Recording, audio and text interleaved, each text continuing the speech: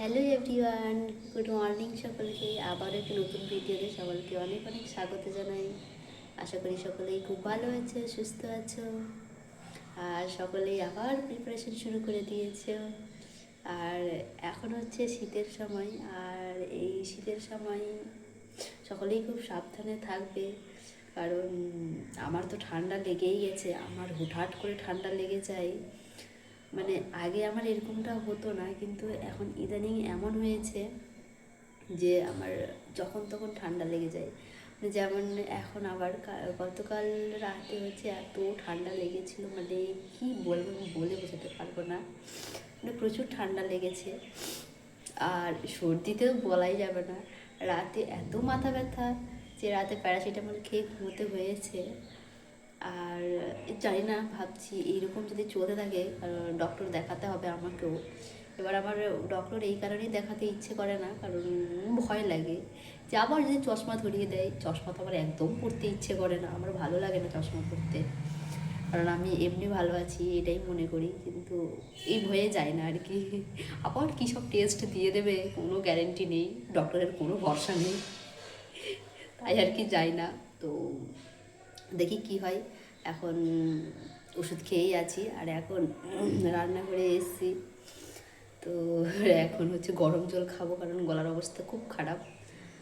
এখন গরম জল করব। আর রাতে হচ্ছে ভাত ভাজা করেছিলাম, রাতে যদিও আমি ভাত ভাজা করেই খেয়েছিলাম, তো সেই ভাত ভাজাটা একটু আছে, তো ওটাই আবার গরম করে খেয়ে নেব, কারণ ভাত তো আর ফেলে দেওয়া যাবে না, তাই না? আর কারণ এক মুঠো ভাতের জন্যই তো এত কিছু সংগ্রাম, মানে এত কিছু লড়াই। আর সেই ভাত কি ফেলে দেবো? ভাত কখনোই ফেলা যাবে না, তো সেই ভাতটাকেই খেয়ে নেবো আবার, তাতে কোনো অসুবিধা নেই, তাই না? তো চলো তাহলে, অনেক বক বক করে ফেললাম। তারপর আমি গ্যাসটা ধরিয়ে ভাত ভাজাটা ছিল, তো ওটাকেই একটু গরম করে নিচ্ছিলাম। আর গরম করে নেওয়ার পাশাপাশি আবার ভাবলাম যে একটু গরম জল করে নিই, গরম জল করেই খাবো, কারণ গলাটা খুব খুসখুস করছে আর ভালো লাগছে না খুব একটা। তো তাই ওই গরম জলও পাশে বসিয়ে দিয়েছি। আর ফাইনালি গরম জল হয়ে গেছে, আমার খাওয়াও কমপ্লিট। এবার আমি বাসনগুলো মেজে নেব, কারণ খাওয়ার সঙ্গে সঙ্গে যদি বাসনগুলো না মাজি তাহলে সেই পড়েই থাকে আর ভালো লাগে না। তো তার জন্য বাসন টাসন মেজে আমি আবার ঘর মুছে নিলাম। আর আমার একটা বান্ধবী সকালে ঘর মুছে চলে গেছে, তাই মানে ঝাড়ু দিয়ে চলে গেছে, আমি ঘর মুছে দিচ্ছি। এখন বাজে 11টা 15, আর আমার পুরোপুরি স্নান টান পুজো টুজো কমপ্লিট। ভাত রান্না চাপিয়েছি, এখন ভাত সেদ্ধ হলে সবজি আনতে যাব। এখন কি আনবো তা তো জানি না, যাবো গিয়ে দেখবো কি পাই, যে কোনো একটা নিয়ে চলে আসবো। এদিকে ভাত হয়ে আসছে, ভাত মানে ফুটে উঠেছে, আর বেশি দেরি হবে না। বাজার থেকে হচ্ছে যে এই পেঁপে আর বিট নিয়ে এসেছি, আর কি করা যায়।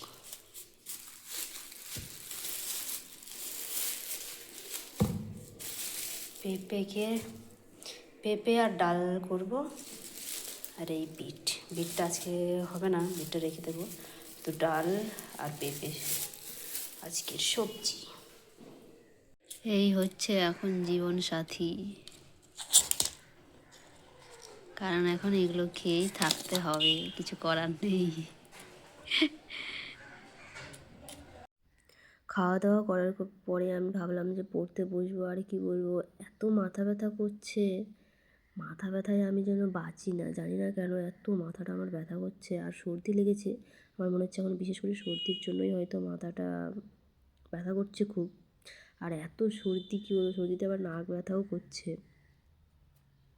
তো যাই হোক, কাউন্সেলিং কে কে করিয়েছো? আর আমি তো যে কাউন্সেলিং করাইনি, কারণ আমার তো জিএমআর র্যাঙ্কও অনেক আছে। এবার 30,000-এ কখনোই সম্ভব না, শুধু শুধু টাকাটাকে নষ্ট কেন করব?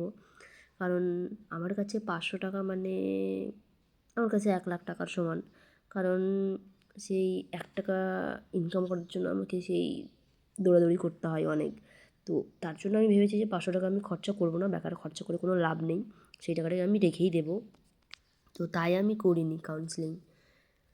আর কাউন্সেলিংয়ের আজকে তো 19 তারিখ, আর আজকেই লাস্ট ডেট কাউন্সেলিংয়ের। আর 21 তারিখে হচ্ছে ফার্স্ট রাউন্ড আছে।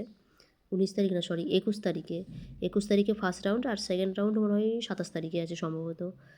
তো যাই হোক, 21 তারিখে আবার জানতে পারবো কে পেলো কে পেলো না। আর কেউ জেনে থাকলে আমাকে একটু অবশ্যই জানাবে যে এর আগের বারে সিডি র্যাঙ্ক কত গেছিলো। তো ঠিক আছে, চলো তাহলে টাটা।